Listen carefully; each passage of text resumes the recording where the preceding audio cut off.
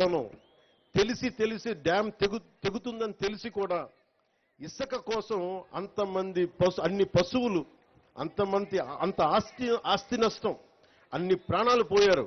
Just ఇసుక కోసం తెలిసి కూడా ఇసుక తవ్వుకోవడం కోసం డ్యాము నిండిపోతుంది, తెగుతుంది, కట్ట తెగుతుందని కూడా వదిలేశారు.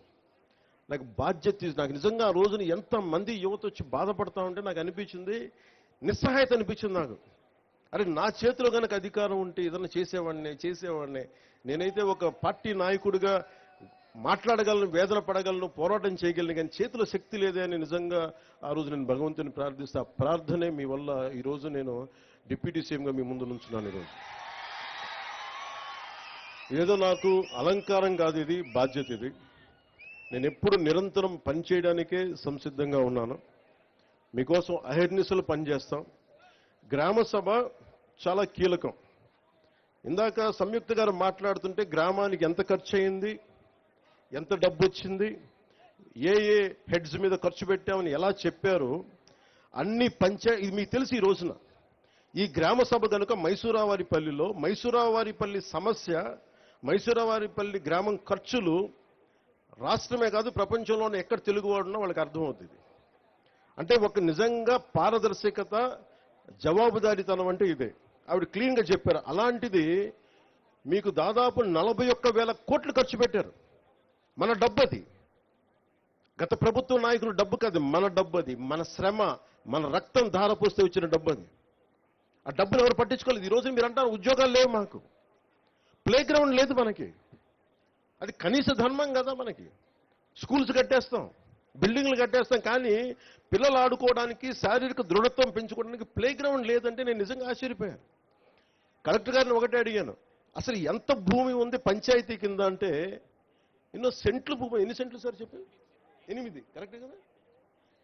పంచాయతీ కింద నేను అనుకున్నాను ప్రతి పంచాయతీ కనీసం ఒక 25-40 ఎకరాల భూమి ఉంటుంది అనుకుంటే 8 సెంట్ల భూమి మాత్రమే ఉంది. 8 సెంట్లు ఏమి ఇవ్వగలం చెప్పండి? బిల్డింగ్లు కట్టుకోవడానికి కనీసం ఒక దాదాపు ఎంతది? 8 సెంట్లు ఎన్ని గజాలు?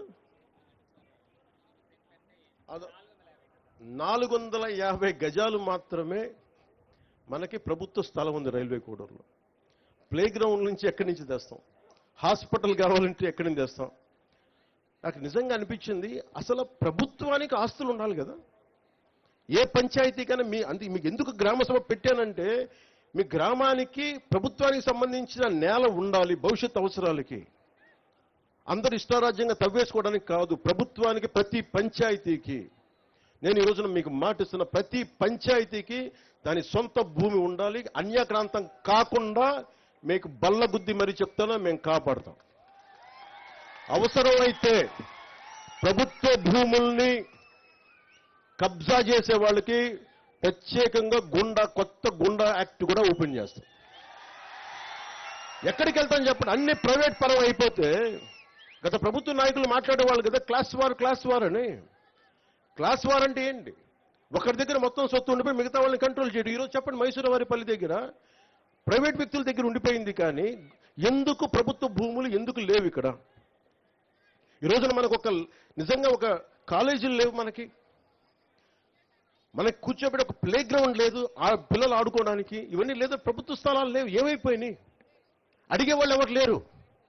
ఈ రోజున గ్రామ సభ తాలూకు ముఖ్య లక్ష్యం ఏంటంటే, అసలు మన గ్రామంకి మనకు కావాల్సిన ఆస్తులు ఏంటి, ఏమేమి ఉన్నాయి, ఏ మౌలిక సదుపాయాలు ఉన్నాయి, ఏ మౌలిక సదుపాయాలు లేవు, ఏం కావాలి, భవిష్యత్తులో మనకు రాబోయే తరాలకి ఏమేమి అవసరాలు ఉన్నాయి, మీరందరూ కూర్చొని నిర్ణయం చేసుకుంటే తప్ప. ఎందుకంటే వ్యక్తిగత ఆస్తులు ఉండటం వేరు, కానీ ప్రభుత్వ పరంగా పంచాయతీకి ఆస్తులు లేకపోతే మీరు ఎంతసేపు ప్రైవేట్ వ్యక్తుల దగ్గర దేహి అని అనాలి. ఈ రోజున మైసూరువారిపల్లి దుస్థితి ఏంటంటే, దాతల్ని అడుక్కోవాల్సిన పరిస్థితి ఉంది ప్లే గ్రౌండ్కి. ఇది బేసిక్ కాన్స్టిట్యూషనల్ రైట్. ఇది ఒక బిడ్డ ఆడుకునే హక్కు, చదువుతో పాటు ఆడుకునే హక్కు ఉంది. ఆ హక్కు కోసం ప్లే గ్రౌండ్స్ లేవు. నేను మీకు మాటిస్తున్నా, దాతలు కనుక ముందుకొస్తే నేను డిప్యూటీ సీఎం ఆఫీస్ నుంచి నేను ప్రత్యేకంగా నిధులు సమకూర్చుకొని ఇక్కడ ప్లే గ్రౌండ్ ఏర్పాటు చేసే బాధ్యత మేము తీసుకుంటాం. అయితే నాకు కొంచెం దాతలు ముందుకు రావాలి.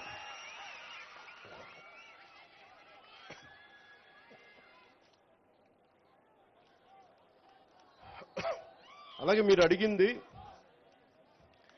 నా దృష్టికి తీసుకొచ్చింది, మనకి కోల్డ్ స్టోరేజ్ కావాలి ఇక్కడ.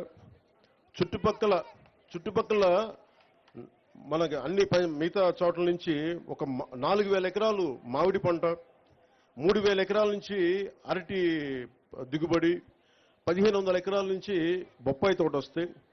ప్రతిరోజు 200 లోడ్లు పంట లారీలకి దిగుబడి ఉంది ఇక్కడ వెంటనే కోల్డ్ స్టోరేజ్ కావాలి.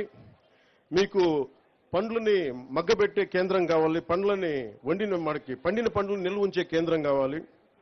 నేను ఇది ఒక్క మైసూరావారిపల్లికి ఇవ్వట్లేదు, నేను ప్రత్యేకించి డిప్యూటీ సీఎంఓ ఆఫీస్ నుంచి ప్రత్యేకంగా పర్యవేక్షించి రైల్వే కూడూరుని మనకి పండ్ల రాజధానిగా చేసే బాధ్యతలు క్రమంగా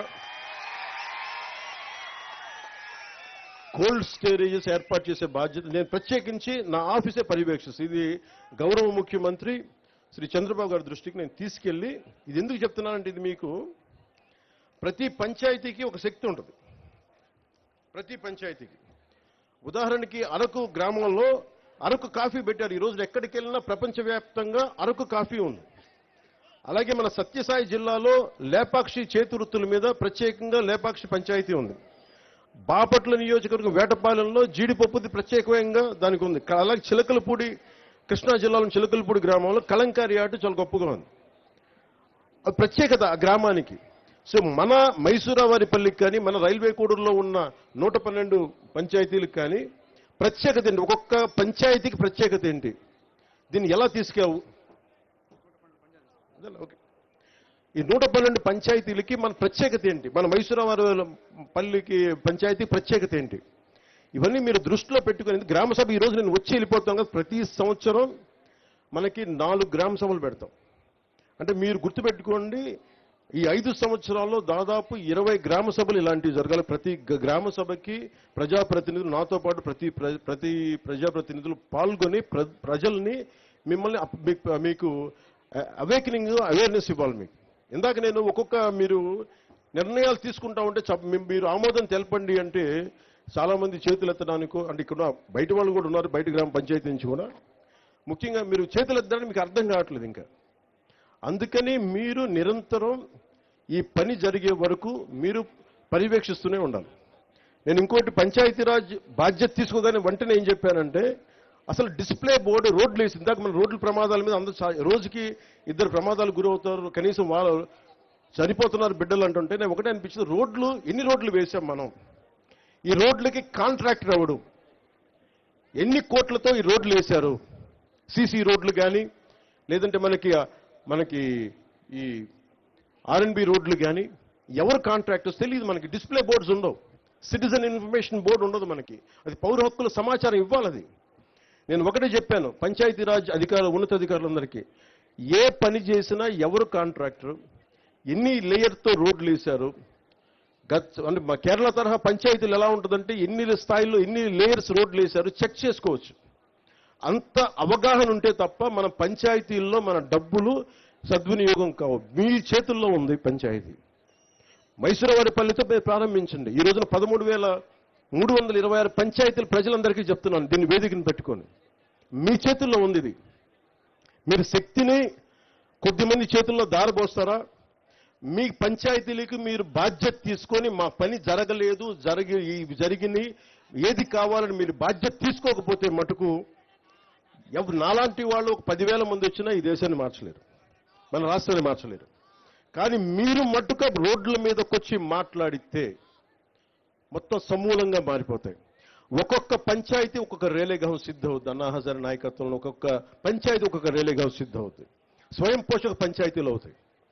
స్వర్ణ పంచాయతీ గురించి చంద్రబాబు గారు మనం మాట్లాడుకుంటున్నప్పుడు ప్రతి గ్రామంతో భవిష్యత్తు ఏంటంటే, మీకు మనకి ప్రతి గ్రామం ఇక్కడే కూర్చున్న యువతకి మీరు ఎక్కడో విదేశాలకు వెళ్ళిపోతాం, తల్లిదండ్రులు వదిలేసి. పగడా లక్ష్మి గారు మాట్లాడుతుంటే ఇందాక ఎక్కడ విదేశాలకు వెళ్ళిపోతా ఉన్నారు, మనం చదువుకున్న ఇక్కడ బిడ్డలందరూ ఇక్కడే ఉపాధి అవకాశాలు కావాలి,